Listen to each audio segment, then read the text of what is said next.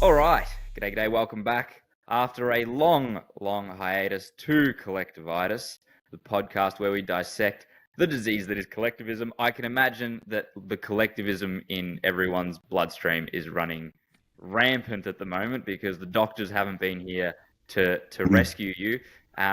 There's several reasons for the hiatus. It wasn't an intentional one. I got married. There you go. We can see the ring. Congratulations.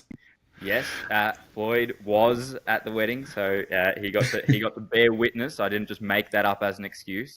And I just got to say, she is a woman. For anyone wondering. Yeah, exactly. There we go. I brought him on just for that. All right, you can go now, Floyd. I've proven my point. But yes, no, it was great. We're back, but there is, obviously there's always heaps to talk about, but we are round the corner from an election here in Australia. That's not necessarily what we're going to talk about now. There's a million other things going on, although it is part of what we're going to talk about. But we're back in the swing of things. We're aiming to be back in the swing of things and giving our hot takes to anyone who will listen, which are, the 3 or 4 usual suspects. So thank you for tuning back in. Floyd, how have you been? I've been good. I'm sad that it's no longer going to be summer anymore. But yeah, just been cruising. No collectivitis, so I'm not allowed to think about things. So I've been like, okay, wow, I have to actually look at some news or pay attention. Yeah, how do you feel about an election that's going to be in the middle of winter? It's because it'll be. Is it end of May that it's going to be now? Like that's what it's looking like it's going to be. Yeah, end May, I think like the 19th of May, so probably about 2 months from now. Yeah, that's cold. That's one of the cold. That's almost as cold as it gets. Like there's another month, and that's about as cold. So freezing, handing out how to flyers, people already upset that they have to leave the house in the sleet and the rain, and then you're there handing them hey, do you want a better future? How do you feel about the prospect of that? Well, I might just say to all the parties, just post out an email, like an attention email, like, hey, you should provide beanies, and I'll start a beanie company, and I can just pipe it all to them and make some money. Hey, no one copy that. I just thought of that, so yeah, trademarked. But what are you gonna make custom beanies for their party, or just like generic Well, I beanies? sell them the beanies. They do everything else with it. Maybe go to Bangladesh, get some slaves to, sorry, not slaves, low income people to just, Chisel thread some. stuff, do some, no, they do nice sewing there. But that's what I mean. I mean, are you going to just give them like blank beanies and they then decide what to do with them, or are you going to give like a generic AEC VEC beanie? Yeah, it's to the actual staff members, not the political Yeah, parties. well, I Okay, can do both. I could do both. I could do both. Wow, this is really getting somewhere. Well, We lucky should you have probably, this idea in like the only public conversation that we ever have. So now anyone can yeah, steal it. yeah, But I if know, you like but two beanies, just be aware that Floyd probably hasn't gotten a move on yet on that idea by the time you watch this, and you can cut him off at the knees. yeah. Another thing is like, long sleeve tops, hoodies, maybe a skivvy for you. Yeah, Uh, I do yeah, love a yeah, yeah. turtleneck. Although, I mean, and this does lead well into our first story. Last time there was a federal election, pretty quick on the buzzer to get everyone kitted out in as much stuff as possible was our good friend Clive Palmer, and he's back. Clive is back. In case anyone was wondering whether that piece of shit would be back, he is back. And I have to preface that there is a reason why we're calling him a piece of shit. I am of the opinion, and we can talk about it in a moment, that Clive Palmer, despite some of his rhetoric being quite good, is actually a net negative for freedom in Australia and honestly like anywhere else. And he plays to the most low information, the Mm, most easily susceptible. He's the perfect encapsulation of why democracy is such a dumb way of running anything. mm, In that whoever throws the most money and makes the most noise can trick the vast amount of the population who is not only super uneducated about everything, but also forced to vote. So you're actually better off aiming everything that you do at the most low information people, least engaged, and you will win. And if you make the most noise, you don't just get the most low information people. You also get a lot of people who are a little bit informed and just think that you're the only option. So we can talk about Well, all that in a what was second. it? I believe there was a Joseph Goebbels, was it? Someone fact check me on this. Said if you repeat a lie enough times, people will eventually believe it. So Yeah, it is Goebbels yeah, that yeah. quote comes from. It's the quote something along the lines of take a lie, make it big enough, and repeat it enough times, and you'll convince everyone. I don't think his lie is all that big. I mean, I suppose the big lie that he tells is we are going to run the country, we are going to win this election, Mm. and therefore tricks a whole bunch of people who otherwise might look around and shop around. They think, oh, well, this year, the third major party that's going to take everything is going to be Clive Palmer. So why would I Yeah, even bother looking at minor parties? yeah. The lie there, I suppose, is that he is not a minor party. If anyone remembers UAP, so obviously his former party, the United Australia Party, which in the end did get one senator up in Ralph Babbitt here in Victoria. They were touting at the last election that they were going to form majority government, like that they were going to win a Mhm, majority of mhm, lower house mhm. seats, and they were going to break the race open, and they were going to form majority government. In the end, they didn't get close to a single lower house seat, and scraped in Victoria in a Senate seat with the help of the other minor parties that they largely took a chunk of the vote off, including the Libertarian Party. And I think Um, what was important for them as well is you had what these tens and hundreds of thousands of people at protests, and they'd just be able to hand them out like flyers, hand them out shirts. I got a bloody UAP hat from a protest. And yeah, they'd just be handing out things. I mean, you don't have these protests anymore. I think that's how Babbitt got over the line, and in New South Wales or Queensland, different story, but that's how they didn't get over in other areas, just because you had these opportunities where it's like more mass exposure to like sympathetic people. Well, and like, okay, well, let's talk about that example because before we're going to watch a campaign ad for this time, and we can poke fun at that in a second. Um, you know what, Clive Palmer actually, I expected him to look worse by this point. You know, the last election, I thought, he'll probably be dead by the next one, but he actually looks about the same. I don't look at him and think, wow, he's aged badly. I mean, he obviously did at some point, but not in the last 4 years. He's had I some don't good know. eye. I think he was born like that, mate. It's with, you know. Um, but no, so okay, let's talk about the last election, right? Which was largely framed, at least in our view, and it actually showed in the popular vote, by the fact that a lot of people were really unhappy with the COVID regime and with the vaccine mandates and all of that. That was right at the heat. It was the year after the heat of the moment, so it wasn't quite as pertinent as if, say, the election had been held in 2021, but it was still very much. It was within 12 months of like the Mm. massive protests and the massive movements against Labor and Dan Andrews, although it was Liberals federally. But what Clive Palmer did really well is he co-opted the protest movement. Now, if we Mhm. look at the protest movement, that should be the most fertile ground for a libertarian um, message that there possibly is. Hey, look, this thing that you don't agree with that is bullshit has actually always been like this overreach and these draconian laws have always been possible because the government has this power. We should be ensuring that no government ever has this power. The best, most fertile ground for a libertarian message. And instead, it was co opted by Clive Palmer, who bought 100 million shirts, 100 million cornflakes, and went to these protests and just handed them out so that the ocean was yellow and it looked like it was essentially a Clive Palmer rally, Yep. sponsored by Clive Palmer. And therefore, anyone who was turning up who maybe just was upset about having to take the vaccine or upset that their business has got closed down and hadn't looked into, okay, which party's saying what, who's consistent on this, what is the actual solution to this? There's not even a conversation. The conversation is, oh, okay, I guess I vote for Clive Palmer. I guess that's what happens here. Mm. And that's exactly what I mean by the most low information um, targeting that you can possibly have. It's, okay, I will get this with just sheer brute force of money. So, I mean, that's the main negative thrust of all of this. And the other point, which, okay, sure, Clive Palmer does say these things, and maybe he lies absolutely through his teeth about what's possible. But everyone lies a little bit about what's possible in an election. You always talk yourself up about what you can achieve and what can be done. But then once the benefit to Clive Palmer, which is his major benefit in elections, is that he can use leverage against both Liberal and Labor, right? With a senator, he can certainly use leverage, but he can also use leverage just in how he campaigns and his messaging on who he can hurt and who he can target. And that's the point where he has the most availability to spend his money for political gain, is through a campaign.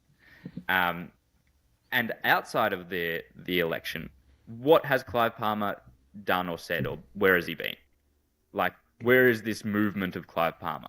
When does he turn up to talk about anything to do with freedom or anything? Where does he do anything that's outside of his, prime business interests outside of an election? The only thing that I can think of that he's done is that he sponsored Tucker Carlson to come in within, 8 months of an election, like he did it a few months ago, and then used a bunch of things that he said in his campaign ads to tie himself to the Trump movement and the right-wing movement over there. Obviously, all superficially and visually, but not in any actual substance, because what he's doing at the end of the day is trying to run cover for the Liberals or Labor, or get himself a preferential deal somewhere. I'm sure, you have your, those people that are super loyal to Trump in the US and like Trump can do no wrong. We've seen that with the whole Thomas Massey stuff coming out. Maybe there are people who are like QAnon. That's what I'm thinking of. QAnon. Maybe there's like Clive-anon, and it's just like trust the plan. He's playing like 4D chess and all that stuff. Yeah, So I don't think. Yeah, but his is just bluster and talk. I think what's clear this time is that the movement that he's trying to co-opt and attach himself to this time is the Trump movement. yeah, Like, for sure. there's this huge swing of people here in Australia at the moment who are like, shit, a tough talking, non-socially lefty, like anti all the woke bullshit guy in the US won in what was objectively a landslide by how their electoral system works. And why can't we have someone like that here? Wouldn't it be great to have someone like that here? And apart from the fact that we can't have someone like that here because neither of the major parties are anywhere built like that and need to have a major change to have something like that. But it's certainly not Clive Palmer. It's certainly not Clive Palmer who can do any of that.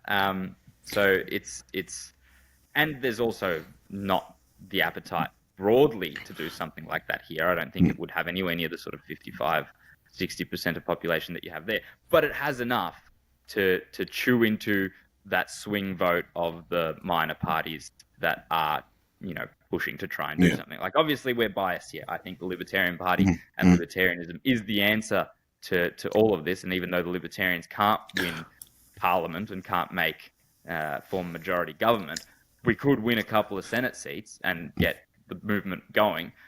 What if Clive Palmer wins some Senate seats? What do we get out of that? Well, we've seen what we get out of that. We get fucking Ralph Babbitt doing nothing and snorting coke in Parliament or whatever he does.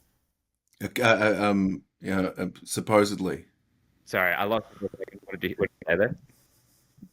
Supposedly. Well, I don't know. It's just our opinion that he just looks like the kind of guy. Yeah, no, it's my opinion that I'm not even going to say that. That'll people know what I'm going to say. If you know me, I've told you every time.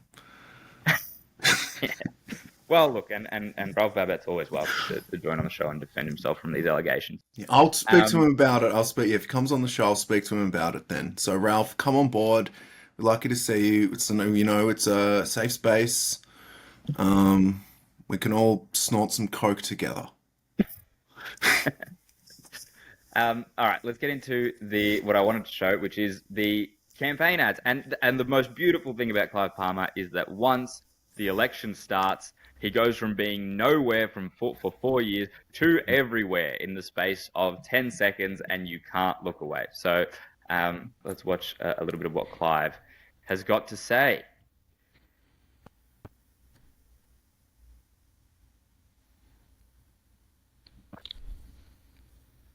There's only one Australian flag that represents Australia and all Australians. We don't need to be welcomed into our own country. Vote 1, Trumpet of Patriots. It's Tweedledum or Tweedledee. The same policies. They love each other. Reject the uniparty. Vote one. Trumpet of Patriots. We should stop subsidising expensive energy. Reduce the cost of living. Nuclear power funded by industry, not the hopeless scalper. Vote one. Trumpet of Patriots. Increased cost of living means 3.7 million families go to bed hungry each night. Throw the politicians out. Vote one. Trumpet of Patriots. Reduce the cost of housing by 50%. Fast trains 120 kilometres from the CBD. 20 minutes to the CBD. Affordable homes. Vote one. Trumpet of Patriots. Authorised by endeavour for the Trumpet of Patriots. Fast trains, 20 minutes from the fucking CBD. I'm sorry. How much infrastructure cost is that? Hell, what is that? I'm sorry, but it made me fucking sick. Yeah, well, all of it is just like is just like, oh, I can do all these amazing things in 1 second. It's easily fixed. Like just reading out the problem and just hoping that every one of these maybe sticks to the mind of someone. Apart from the fact that I don't know if you remember this. So nuclear, like for example, the things that we agree with, it's not to say that like obviously if Clive Palmer were to push these policies and actually get elected, we'd be much closer aligned to him than to either Liberal or Labor. But okay, nuclear, he hasn't spoken about nuclear, he hasn't been saying anything about nuclear. The Libertarian Party's been pushing to open the messaging on nuclear for a long time now. Liberals have finally opened up to the message after seeing that there's some positive reaction to it as well. He comes in and he's just like, nuclear, this, that, and the other, that's my policy now. On a brand new party that's done nothing before, on nothing more than his money. Like this, the fumes of what's underneath this is nothing more than the energy and the impetus of his money. In the last election, if you remember that, they went so far as we had the Liberal Democrats at the time, Libertarian Party now, had come up with the Freedom Manifesto, which was like 10 policies to fix Australia. Right, which was still good, and lots of the policies are very similar still now, right? Obviously, libertarian policies don't change all that much; they just get updated to the current situation. But one of the policies was talking about how the debt needs to go down, and it had a graphic of that we designed of the debt as it increased under Liberal, Labor, Liberal, Labor, Liberal, Liberal. Like it showed how, regardless of whether it was Liberal or Labor in power, the debt was increasing at the same rate, if not at times higher, with Liberals, who are meant to be like the fiscally conservative. And the graphic was not stolen in the sense that he found a similar graphic, or he created a similar graphic that showed the exact same thing. He copy pasted, took the graphic, like Control C, Control V, used the exact graphic, exact font, exact everything that we had designed, and plastered it on a bunch of posters and on a bunch of TV ads, as if he'd come up with that. Now, all right, cool, whatever. It's not the biggest crime in the world, but just like literally just went, looked what another party did, and thought, hey, I can have way more money and put way more energy behind this and take exactly what they're saying, even though they're the brains behind it, and pretend that it's my idea. And that's what you can do when you're so filthy rich off contracts, which wouldn't exist if there weren't a government monopoly on who decides where the contracts go, which at the crux of it is the biggest problem with Clive Palmer is the fact that a lot of his wealth is attained by ensuring that he has a monopoly on who gets to do the mining or the exporting or the selling or whatever it is, because he has the government beholden to him. The whole problem with corporatism is that the rich can ensure that they keep their wealth by lobbying the government, and that is exactly what Clive Palmer does every election time. Is he's looking for a way to gain leverage over the government, and therefore he is anti-freedom. He's actually the antithesis of freedom. He just puts a spin on it that makes it seem like he's on our side. And if you work for me, I'll pay you 5 cents more. Yeah. Anyway, that's some ranting on Clive. Have you got any more ranting on Clive that you wanted to do? Yeah, I mean, I did love the Ralph Lauren polo. I think that was a bit fresh of him. But yeah, I mean, it was a whole bunch of nothingness. Canary yellow Ralph, and he's stealing our colours. He's stealing our colours. Look at the Gadsden flag. Libertarian colour is yellow. Yeah, well, he's trying to make connections to that. But I mean, this will fizzle out just like everything else fizzles out. How much can he grab? But yeah, I think you said it best that he doesn't really represent these things. He's just doing this for the sake of like almost like yeah, that right wing populist stuff is really catching on. I think people even like compared it to Javier Milei as well. I'm like, wow, okay, cool. You wanna kind of go there, you can go there. Um, but yeah, it's just more cashing in on the trends of the time. The guy may as well be, twerking on TikTok to get votes. This is my hottest take on the whole thing. So if you've fallen asleep, wake up, dear listeners. But and this is like I have no basis for this being true other than I'm speculating, and I think this is what's happening. But there's this could well be the case. Is that his leverage this time with whoever, probably the Liberal Party, is to like the thing he is agreeing to do is to split the vote of independents. Like, for example, here in Victoria, obviously, we support Jordan Ditlop. Jordan Ditlop campaign has a lot of momentum. The Liberal Party and the Labor Party, also the Unity Party, which is effectively true, would rather not deal with the crossbench, would rather deal with one or more extras of their own. And therefore, by him coming in, starting a new party, getting maybe 1.5, 1, 2% of the vote, he essentially ensures that no one gets elected because, as we know, in the federal elections, the votes don't get redistributed by the party. They have to be distributed by people, and they are notoriously the people are bad at distributing their preferences accurately, or in what they would want to be their favor, because it just requires too much engagement and too much information to do properly. And so what will come of this is, yes, of course, he'll win nothing, but he will ensure that a Libertarian or a One Nation doesn't get up in Queensland, New South Wales, Victoria, and probably anywhere else. Or, if one gets up, it would have been two or something like that. Like, he ensures that the crossbench is smaller and thinner for the right-wing independent parties, which is like, I don't know. Do you think that's what could be happening here? That seems to me to be the biggest thing he can benefit from this time.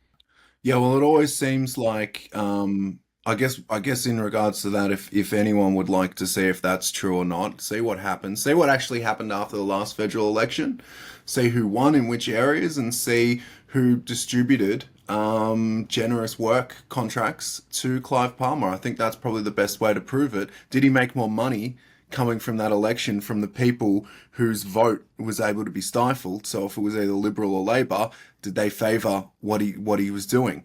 And I think if he's going to be doing that, look at that after this election and see how that works. That's probably the best way. Follow the money.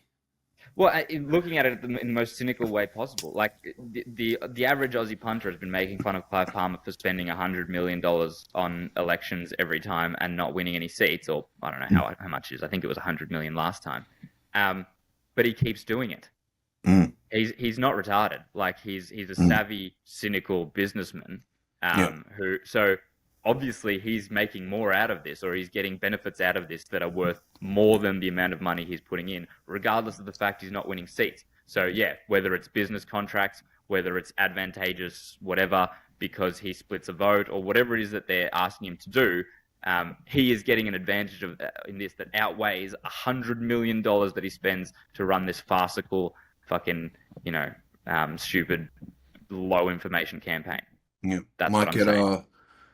Might get invited to a better pizza store every time, maybe. Who knows? Well, or a healthier one, because as I said, he's looking pretty good. He's looking pretty good by comparison. True that. True that.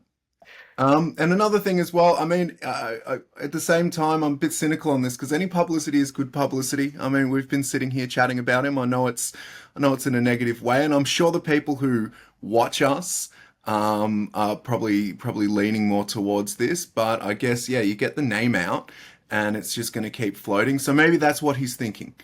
I'll just everyone can screw around. I'll get my votes. Keep talking about me, and then I'll go on. I'll get my votes. I'll give them to whoever, and I'll benefit from this. I don't know. That's me being cynical, though. Yeah, well, he forces it. The fact is, if you spend that amount of money, you force your way into the conversation. And we'll see this in the next clip, right? We're about to watch something talking about the Trump tariffs. And it's Channel 9 News, right? It's like mainstream, most bland mainstream, go with whatever media. And they do poke a bit of fun at him, but they show a clip of Clive Palmer, despite the fact that his party has never existed before and has no right to be a part of the conversation. But the fact is, if you spend that amount of money, you brute force your way into the conversation, and you get to have a say of some sort, which, you know, considering how that money is made through lucrative government contracts that you monopolize thanks to the use of, you know, big government force, is pretty fucking corrupt. All right. Anyway, we'll watch this next one. Yay. Really excited for it. So, sorry, I should have. We're changing topic now. So, okay, cool. I know you mentioned tariffs, but I was like, fuck, do I have to watch more fucking Clive Palmer? Like, no, sorry, we'll wrap up on Clive. So, was there anything else you wanted to say on Clive before we moved on?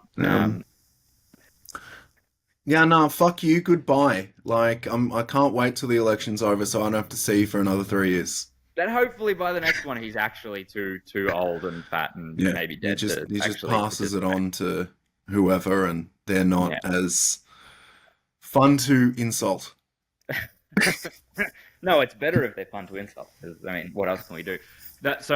So apologies to the audience. Not the smoothest transition in the world. I'm a bit out of practice. I haven't done this in a while. We did also want to talk about the fact that we can't overlook the fact that Trump,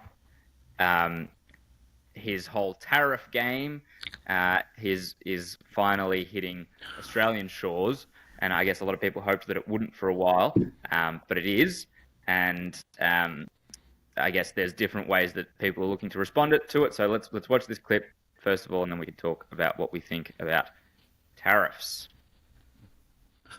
You can always edit that out. Edit what out? The thingo, and like this. Yeah. Well, yeah.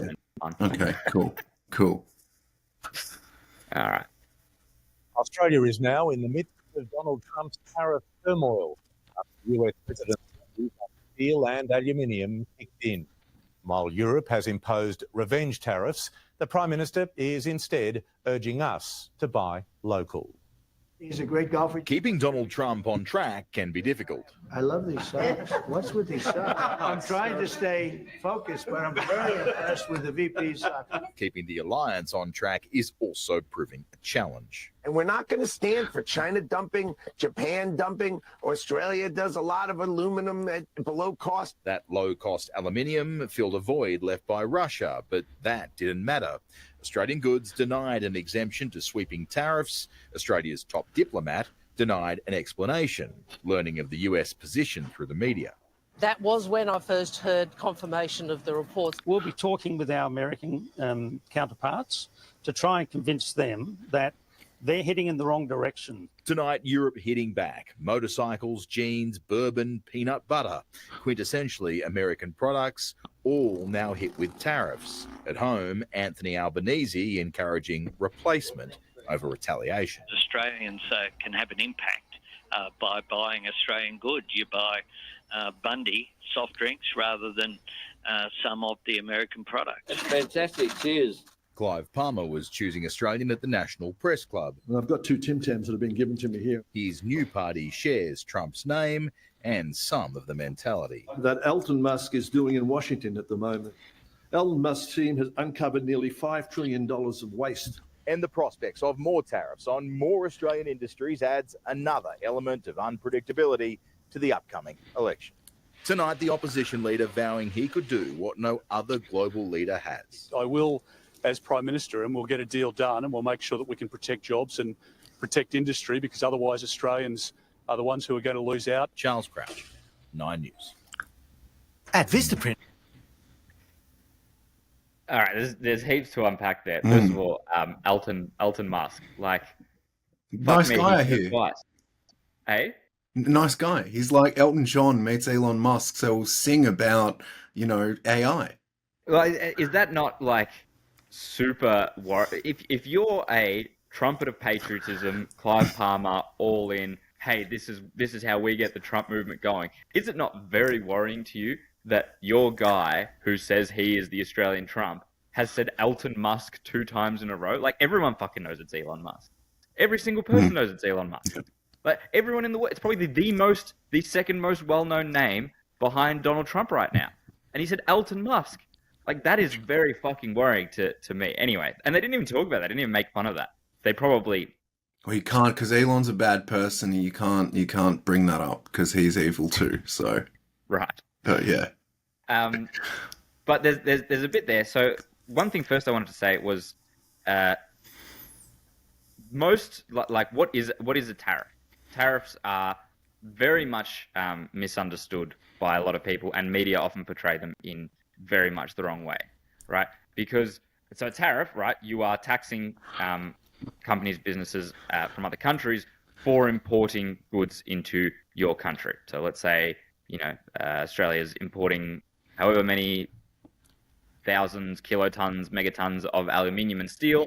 Now you're going to charge them a 25% bonus to extra costs to be able to import that into America. That seems on the surface, and the way Trump views it, and the way a lot of idiots, especially on the right, view this, is, oh, this is great. We're taxing citizens from other countries, and we get extra money. This is fucking sick, unreal. But that's not what's happening at all. You aren't taxing citizens from other countries, because the only way you get that tax is if they sell their products in your country. What actually happens is that now, because Australian steel and Australian aluminium, it takes more money for Australians to export that steel to the US. They won't be, number one, charging the same prices, because now they have increased costs. So they'll be charging more for the Australian steel and aluminium. So it's no longer cheap for Americans and American manufacturers to use this obviously high quality, low cost Australian steel and aluminium in their products, because they have to pay more for it. So they have to do one of two things: either pay more for this and increase their own costs of operating, and therefore increase the costs of their products, or they have to go to American manufacturers and American providers and use their steel and aluminium, which is either inferior or more expensive. So the outcome is always one. Regardless of which way the businesses go about this, the outcome is always one. The businesses that are using steel and aluminium have to increase the cost of their product, because the costs of producing it have increased. And therefore, the actual cost that is paid, the people who pay the increase in the tariffs, the people who are giving their value over to the government in order for the government to have more money, are consumers, are American consumers. So it's actually a tariff on American people. It's a tax on American people in an indirect way that looks like you're doing it to other countries. Now, of course, there are outcomes to other countries as well. Australian steel exporters and aluminium exporters will not earn as much money. So yes, there is also the impact there, and it does slow down the most powerful source of productivity and benefit and prosperity in the world, which is the free market. It puts a roadblock in the way of the free market and stops people from being able to afford quality things at cheap prices, which is the antithesis of anything capitalist or libertarian. But it is in the end an increased tax on your own people. Thoughts on any of that before I? Well, just in regards to the video, I mean, he's saying, well, you should buy Australian goods. What Australian goods are there? I know they mention like consumables, they mention food, but I don't really know where I can buy like an Australian-made TV or things like that. So, I mean, it's like, hey, we don't really have a manufacturing sector that provides full scope to the people, but you should buy Australian. It's like, I'm not going to go and buy like, the taxation, I'm going to say the taxation due to the import costs and all that stuff on buying a can of Dr. Pepper versus buying something Australian, is so much that I'm not actually going to go and buy Dr. Pepper to begin with, so. What I will say is I think I'll disagree with you a little bit here. That is the one thing that was the one part of that video where I actually thought Albanese gave a good response, because the response that they wanted, which a lot of Europe has done. Obviously, they said Europe. Like Europe are now boycotting, not boycotting. They're putting tariffs on jeans and peanut butter and whatever those other things were, Harley Davidson, Jack Daniels, and all that stuff. That like obviously it's not going to have very much of an impact on the American economy at all. Because Who drinks Jack Daniels? I mean, come on. Yeah, so there's like that. The response, the reactionary response is, well, fuck you. We're going to put tariffs on your country as well then, and tax our own people, right? And Bill Shorten, in fact, in the last couple of days, has been pushing for that. He's been trying to convince Albanese, and he's gone publicly and pushed for Australia to introduce their own 25% taxes on a variety of American things. Now, imagine that, like, given what we've just explained of how tariffs work. So America taxes its own people to try and incorporate some more protectionist policies for their economy. And our response is to then tax our own people to get America back, to introduce tariffs on on Americans that Australians have to pay for to get them back. So that would have been the absolutely worst wrong instinct and the most big government instinct, which is why I was surprised that Albanese's response wasn't actually to say that. Albanese's response was to say, well, you should shop local, right? Which is, obviously, it doesn't do anything, and there's not that many local products you can get. But, you know, encouraging Australians to shop local is nowhere near as harmful as introducing our own tariffs on America. So in that, I was actually pleasantly surprised by what Albanese said. I think I'm just a bit cynical on it because it's election time, and it's like, well, let me say I'm standing by Australia when really I'm not. I'm just using this as an excuse, but that's just cynicism. No way, you being cynical on anything to do with any topic that we're talking about. What? I know, surprising. It's yeah. Where everything's great, coming up roses when you die. Yeah, well, I don't know if he necessarily, well, like, because I mean he could make some argument talking tough on tariffs at the moment and maybe garner some support. I don't know what Dutton's response was. Just if I were the classic Trump response, if I were in charge, I'd make a deal and it would be fixed. Which there's no way of proving or disproving, so it's very easy to fucking say. They'd say, why don't you wear a tie to those visits? What's the that American guy, the union guy that wears a hoodie to every Fetterman. Taking a leaf Fetterman.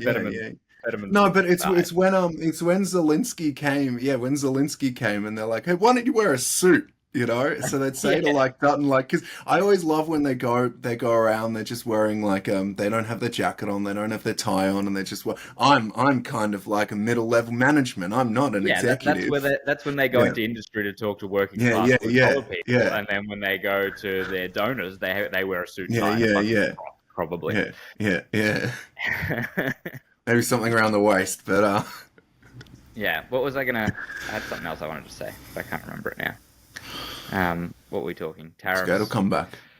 Tariffs. I didn't hear any. Trump, Albanese, good response.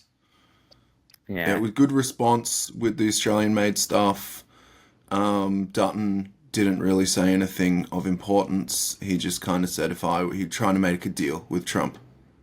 Oh, look, I have a memory. That's interesting. Yeah, he tried to make a deal with Trump. Can't be proven or disproven. I can't remember it. It's actually just flitted out of my brain, whatever it is I was going to say. I'm sure it was very important and very consequential. And now I'm sorry that I disrupted your line of thought there. I mean, I feel really bad. That could have gotten us 1 million subscribers. That's probably it. That was probably the thing that was going to... And that's why most of the time I just talk over you and just continue on a monologue, because otherwise I'll forget. So that's how this podcast works. You don't interrupt me while I'm telling my monologue. I've got it. You don't see it, but there's actually like this rule in place on the software we use, and it's just like what they said about Anyway, don't worry. I've got the lights. For you. I can you at any well, point. I'm not even talking now. All right. Well, I mean, that'll be a good place to leave it. I'm gutted because I probably had something really insightful to say right at the end there, but we'll have to keep that for next time. So, I mean, interesting. The next few weeks will be, few months will be very interesting to see how we could possibly, whether the Libertarians can wrangle a Senate seat or something more in either. I think Victoria, New South Wales, and Queensland are the ones we're best positioned in. We'll probably talk more about Libertarian stuff or Libertarian candidates at least in the coming weeks. I hope you'll have a talk with some Libertarian candidates. Maybe. Do you think you will? I do. There's a name that you've already put in my mind who we've had on a few times, so hopefully we'll get him on. And so should people, maybe if they're interested in that, like, share, and subscribe, right? You know what? That's actually the best thing they could possibly do. Yep. But that is the best thing that they could possibly do. If people are interested in hearing from some Libertarian candidates and maybe, an actual change to Australia that could affect some real positive outcomes and not just pretend ones like 20-minute fast trains from 20 minutes out of the CBD or whatever the fuck he said, then you should like, share, and subscribe, and we'll bring you all of those. And, I mean, you can check our previous episodes. We have spoken to a few really good Libertarian candidates several times. And comment if there's anyone particular we'd like to get in touch with, or anything you'd like us to discuss, or if you just want to talk about what we've talked about. If you're a Trumpet of Patriots person, you're still watching, congratulations. Tell us why we're dickheads. Love to hear it. Exactly. Yeah, and if you've got someone you think we should snipe down for an interview, let us know, because I'm always keen to hear that.